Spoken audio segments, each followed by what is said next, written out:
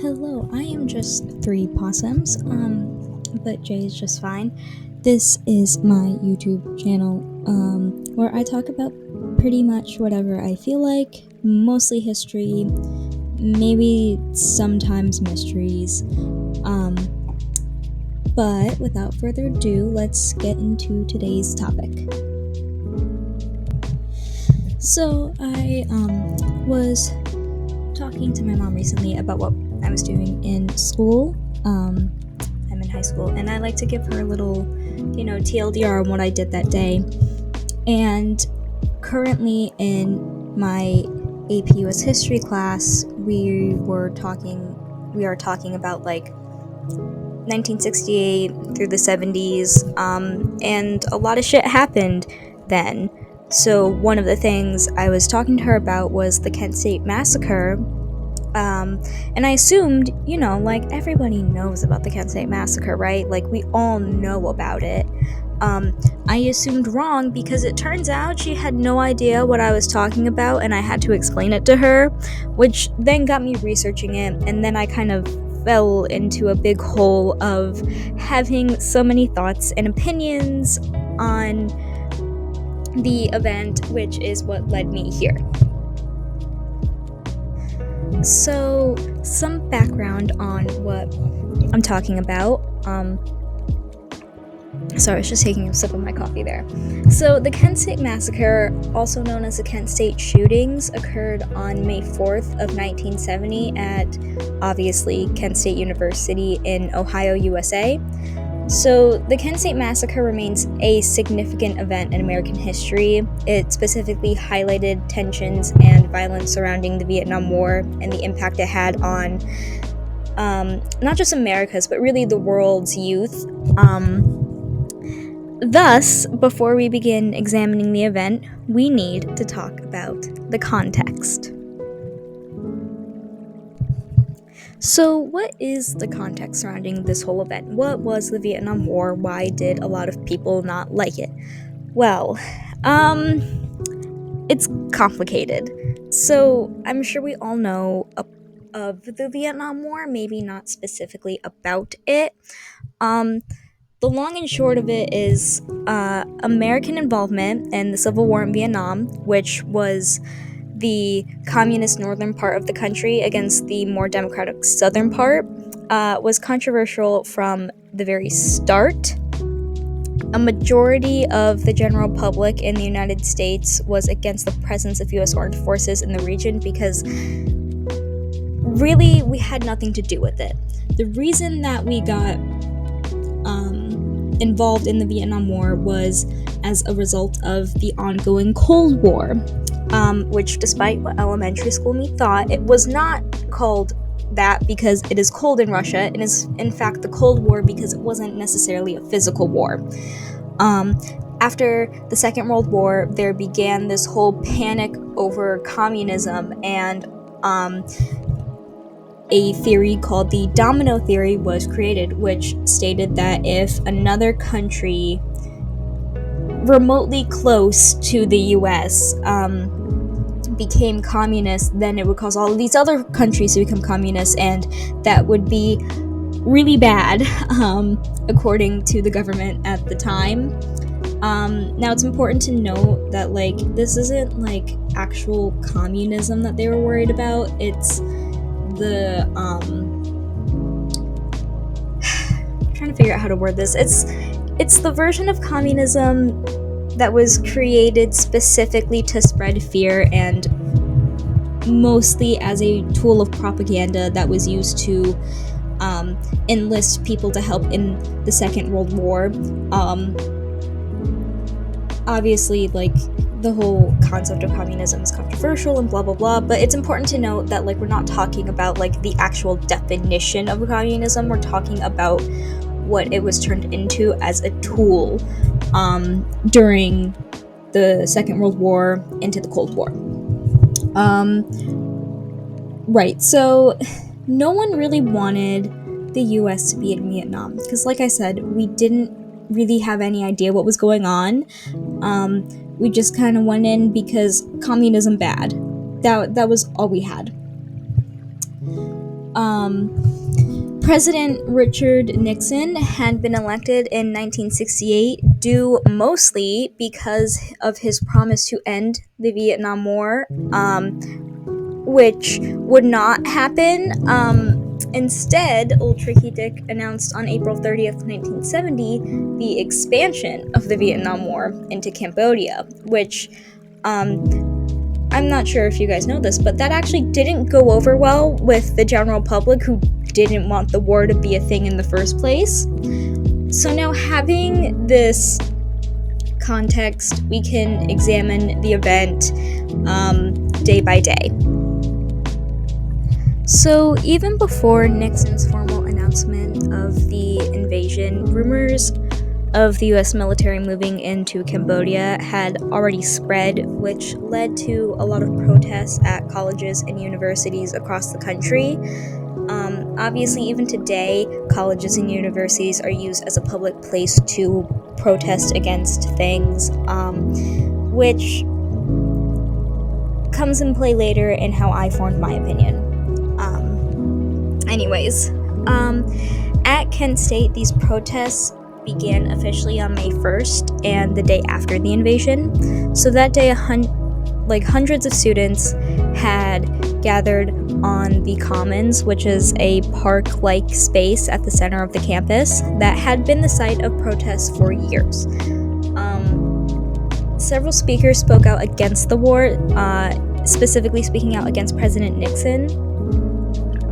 That night in downtown Kent, there were reports of violent clashes between students and local police. Police alleged that their cars were hit with bottles and that students stopped traffic and lit bonfires in the streets. Though I could not find any evidence proving the police claim, and the police were the ones who really started this whole mess.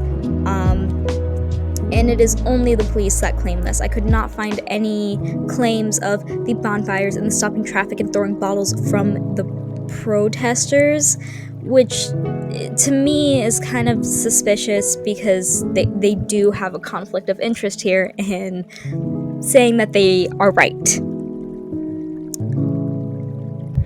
So because of the stopping traffic and the bottles being thrown, reinforcements were called in from neighboring communities, and the Kent mayor, Leroy Satcham, declared a state of emergency before ordering all the bars in the town closed.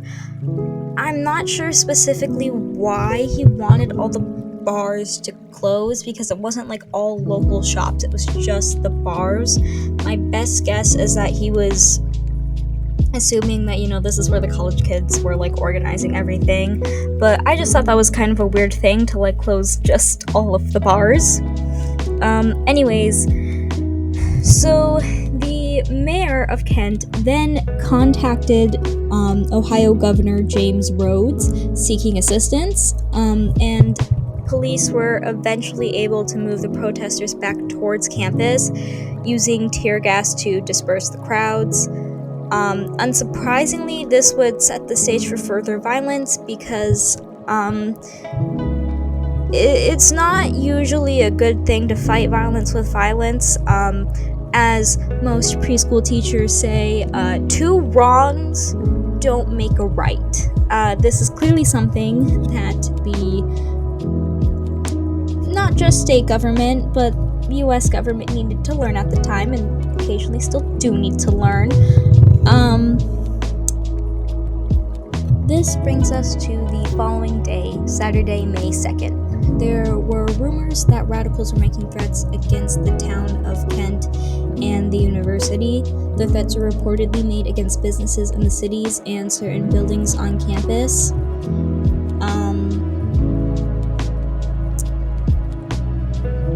Now, the next thing I'm going to talk about may again seem like a good reason for what would go on to happen to have happened, but there are other factors that I think need to be looked at, which again I will talk about later. I want to give a a warning because of these threats and the second event, just so that you can keep it in the back of your noggin. Anyways,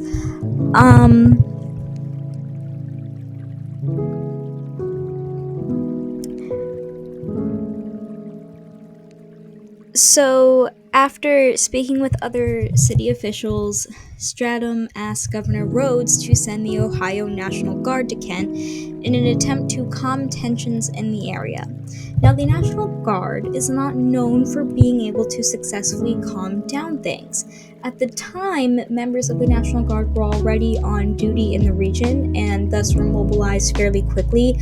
By the time they arrived at Kent State campus on the night of May 2nd, they arrived at the school's ROTC building blaze. This is the thing I was talking about earlier, where to keep this in mind. It was assumed that the fire was set by some of the protesters as a result of the reported threats. Again, there's no proof of these threats, and as far as I could find, I could not figure out whether the fire was or was not intentional. Again, yes, someone could have set fire to it, but it's also possible that someone could have set fire to it accidentally, maybe. It was a coincidence, an electrical fire. At this time, this is the 70's, everybody smokes. So it's completely possible that some of the college students were leaving their cigarettes on the ground and they caught fire somehow. There are a million different ways that this building could have caught on fire that is not arson. So I think that's important to keep in mind, because even if it is arson, what the National Guard would do is not great. Supposedly, scores of students were watching and cheering as it burned. Some protesters also reportedly clashed with firefighters attempting to put out the blaze, and guardsmen were asked to intervene. Again, this is all reported, this is all alleged, this is not concrete fact.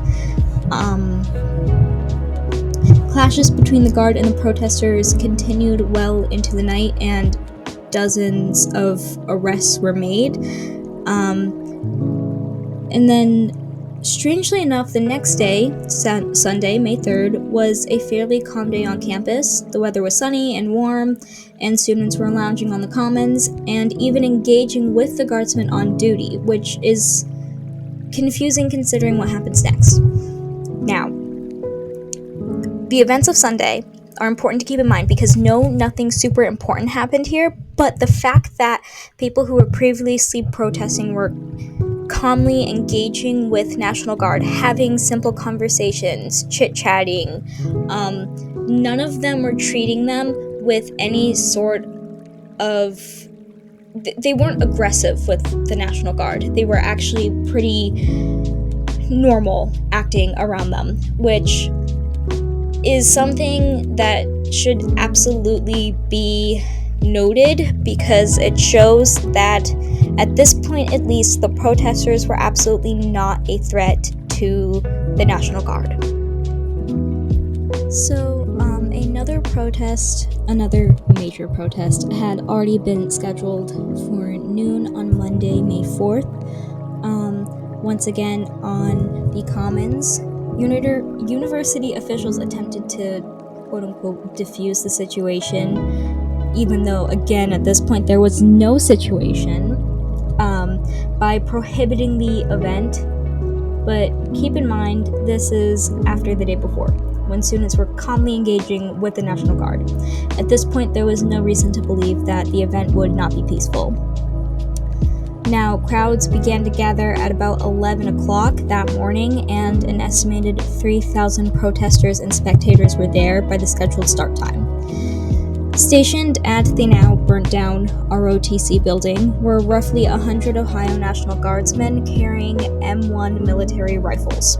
Again, this is the National Guard carrying military rifles to an event that there is no reason to believe would be anything other than peaceful. The protest on May 4th, during which activists spoke out against the presence of the National Guard on campus as well as the Vietnam War, was indeed initially peaceful. Still, Ohio National Guard General Robert Canterbury ordered the protesters to disperse without reason. The announcement would be made by a Kent state officer riding in a military jeep across the commons and using a blowhorn to be heard over the crowd. The protesters refused to disperse and began shouting and throwing rocks at the guardsmen. Now, the National Guard had no reason to order the crowd to be dispersed, and in my opinion, the rock throwing should not have been a threat to them because, like I stated, they had armor and fucking guns. A few rocks are not going to harm them. This is pretty standard stuff for a protest. If you're being ordered to disperse with no reason, these guys are suited up in military gear. Throwing a few rocks at them like pebbles, it's not life-threatening. It's not an awful act. It's a simple act of defiance. Though it seems that General Canterbury did not agree with me on that because he would order his men to lock and load their weapons and to fire tear gas into the crowd. The guardsmen then marched across the commons, forcing protesters to move up a nearby hill called Blanket Hill, and then down the other side of the hill toward a football practice field. So now the crowd has successfully been dispersed. So the National Guardmen went on home, and I'm just kidding, no, they made it worse. As the football field was enclosed with fencing, the guardsmen were caught amongst the reasonably angry mob and were the targets of shouting and throwing rocks yet again. Again, they still have armor. Rock throwing little pebbles at them, not going to hurt them. Simple act of defiance. And, yelling, it might hurt their feelings, but that's about it. That's all it can do. If they did not want this to happen, then maybe they should have thought more about it. Maybe they shouldn't have dispersed a crowd using tear gas in force when it didn't need to happen. Maybe they shouldn't have backed them into an enclosed football field. There are so many things that have already been done that were not good ideas, that should not have been done in the first place. So the guardsmen soon retreated up Blanket Hill. When they reached the top of the hill, witnesses say 28 of them suddenly turned and fired their M1 rifles, some into the air and some directly into the crowd of protesters. If they were in any danger in the crowd, by the time they reached the top of the hill, the protesters were no longer a threat. Over just 13 seconds, not even 30, 13 seconds, nearly 70 shots were fired in total. In all, 4 Kent State students, Jeffrey Miller, Allison Krause, William Schridner, and Sandra...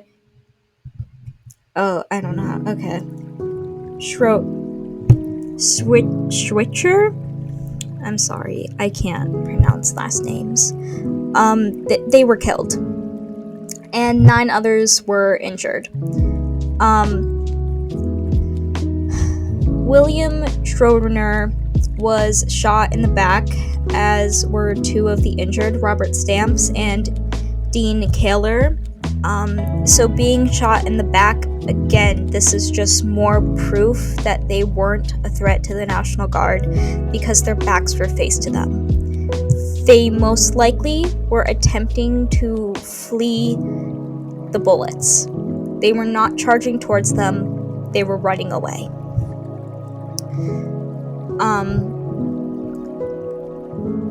13 seconds of 70 shots is not to be calm nor calculated. It's not a method of crowd control. 13 seconds of 70 shots is a frenzy against unarmed people, many of whom, again, were shot in the back, meaning they were trying to get away. Continuing the story, I'm sorry if you hear my voice get kind of weird. It's just really upsetting. I'm sure not just for me, but for most people. Anyways, following the shooting, the university was immediately ordered to close, and the campus remained shut down for some 6 weeks following. Numerous investigatory commissions and court trials followed, during which members of the Ohio National Guard testified that they felt the need to discharge their weapons because they feared for their lives, even though, at the time of firing, the protesters were not near them. Many had their backs turned to them. In a civil suit filed by the injured Kent State students and their families, a settlement was reached in 1979, in which the Ohio National Guard agreed to pay those injured in the events of May 4th, 1970, a total of $6,750, which is not, no amount of money can help, but you know. A signed statement by the Guard drafted as a part of the settlement read in part, quote, "In retrospect, the tragedy should not have occurred. The students may have believed that they were right in continuing their mass protests in response to the Cambodian invasion, even though this protest followed the posting and reading by the university of an order to ban rallies and an order to disperse. Some of the guardsmen on Blanket Hill, fearful and anxious from prior events, may have believed in their minds that their lives were in danger. Hindsight suggests that other methods would have resolved the confrontation," end quote. If it is true that some of the men on duty were anxious and fearful from prior events, then it is at the very least grossly negligent to have given them weapons and sent them out regardless. The Kent State shooting remains a symbolic reminder of the division in public opinion about war in general, and during the time the Vietnam War in specific. Many believe it permanently changed the protest movement across the American political spectrum, fostering a sense of disillusionment regarding what exactly these demonstrations accomplished, as well as fear over the potential for confrontation between protesters and law enforcement. A fear is still very real and present today. Now, like I said, I have thoughts and opinions, and my opinion is that this could have all been avoided. I just want to kind of dissect a little bit the signed statement, because I think it's a very good indication of the amount of responsibility that the government was willing to take for this, which is none. So, within the statement, one of the main things that stood out to me was the phrase, quote, "The students may have believed that they were right in continuing their mass protests in response to the Cambodian invasion, even though this protest followed the posting and reading by the university of an order to ban rallies and an order to disperse." So, the phrasing there very much puts the blame on the protesters. They may have believed that they were right to do this. You know, even though we warned them, it's the National Guard aren't saying, yeah, this could have been avoided. Yes, we were wrong. They're saying, well, you know, there's two sides to every story, and even though that's sometimes, a majority of the time, that is true, this is not one of those times. There is not two sides to this. The National Guard just don't want to take responsibility. The students were right to protest in a public space. That's why colleges and universities today are still used for protests. They're public spaces. You can't ban people from using a public space to protest or rally. That's not how it works. There's freedom of speech for a reason. And regardless of if you agree with what the protesters were against, I think that we can all agree that killing people is never a good option. It is never the answer. It does not solve any problems. If anything, it just creates more.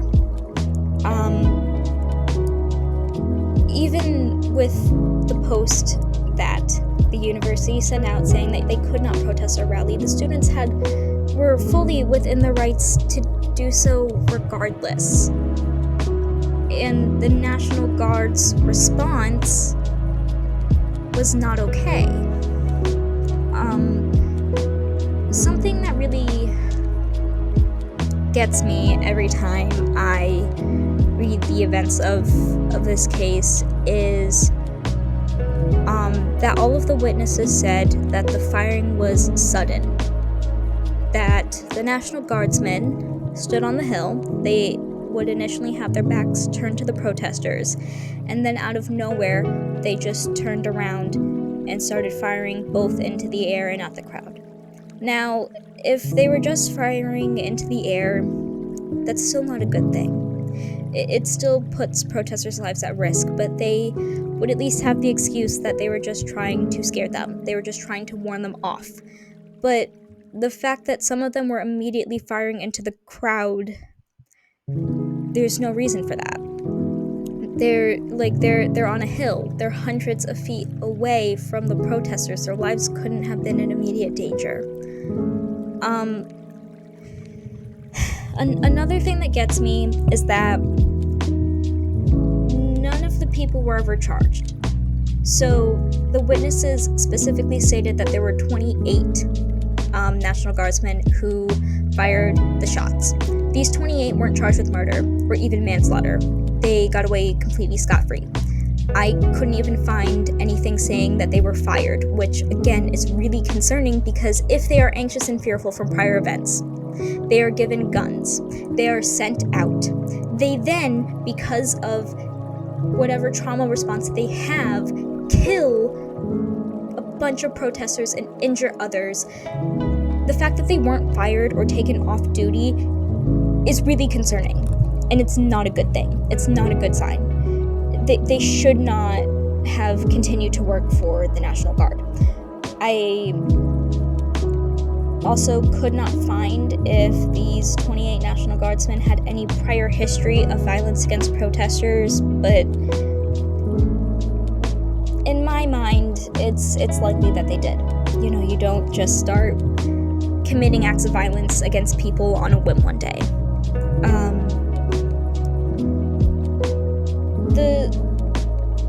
The whole event is just awful and could have been avoided, and you wouldn't, National Guardsmen, this is, to you wouldn't have needed hindsight to know that it would have ended badly. You don't need to look back on this event to see that it could have been resolved in other ways. That could have been done at the time. You should have known that at the time as well.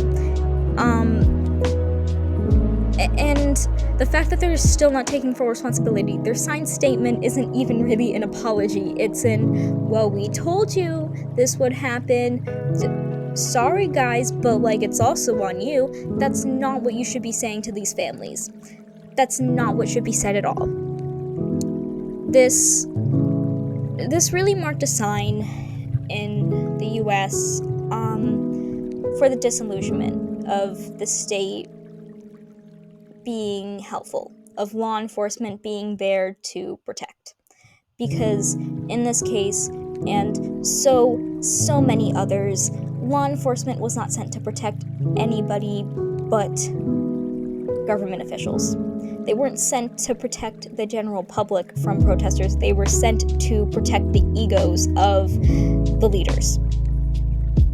And it's a terrible thought, yes, but it's something that really needs to be thought about and really examined by everyone, because it's something that cannot be changed unless we're willing to sit with these uncomfortable thoughts and think about these harsh realities. So with that being said, that marks the end of this video. I hope, despite this pretty awful story, you have a pretty good day, maybe a wonderful day. Right now where I am, it's kind of cloudy outside and it's pretty chilly, but it is springtime, so hopefully that nice warmer spring weather will kick in soon. I will post another video at some point. Thanks for watching.